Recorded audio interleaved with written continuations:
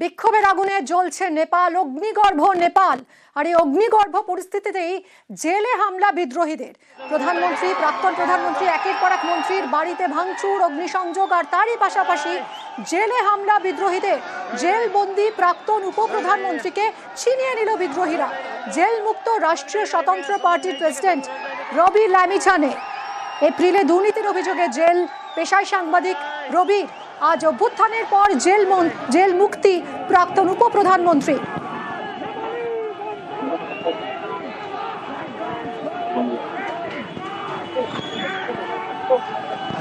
কথা বলবো আমাদের প্রতিনিধি অতনুর সঙ্গে। অতনু, এই একই ছবি তো আমরা বাংলাদেশের বেলাতেও দেখেছিলাম, সেখানেও জেলবন্দীদের মুক্ত করে দেওয়া হয়েছিল একের পর এক, আর এখানেও ঠিক একই ছবি। দুটোর মধ্যে একটা পার্থক্য রয়েছে, সেটা হলো এই রবি লামিছানে একসময় ডেপুটি প্রাইম মিনিস্টার হিসেবে কাজ করছিলেন, রাষ্ট্রীয় স্বতন্ত্র পার্টির প্রেসিডেন্ট। এবং এই রবি লামিছানকে জেল থেকে বার করার পিছনে যারা বিক্ষোভ দেখাচ্ছেন তাদের উদ্দেশ্য কি এটা দেখতে হবে। কারণ এতক্ষণ পর্যন্ত আমরা দেখে এসেছি যে প্রশাসনিক ভবনে আগুন ধরিয়ে দেওয়া হয়েছে, রাষ্ট্রপতির বাড়িতে হাঙ্গামা হয়েছে, প্রধানমন্ত্রীর বাড়িতে আগুন ধরিয়ে দেওয়া হয়েছে, সুপ্রিম কোর্টে পর্যন্ত আগুন ধরানোর চেষ্টা হয়েছে, পার্লামেন্টে ভাঙচুর করা হয়েছে। জেল ভেঙে শুধুমাত্র একজনকে বের করে আনা হলো।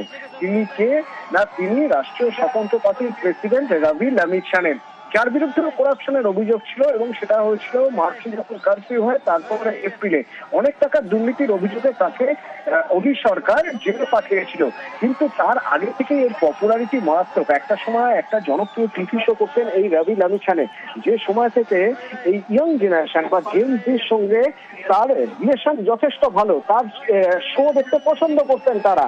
সেখান থেকে ধীরে ধীরে তিনি চলে আসেন পলিটিক্সে, এবং রাজনীতিতে আসার পর সে সময় রাজনীতিতে তিনি একটা গুরুত্বপূর্ণ ভূমিকা তৈরি করেন। এবং সে ভূমিকা এমনই চলে যায় যে ওই সরকারের আগে ডেপুটি প্রেসিডেন্ট হিসেবে তিনি কাজ করেছেন এক সময়।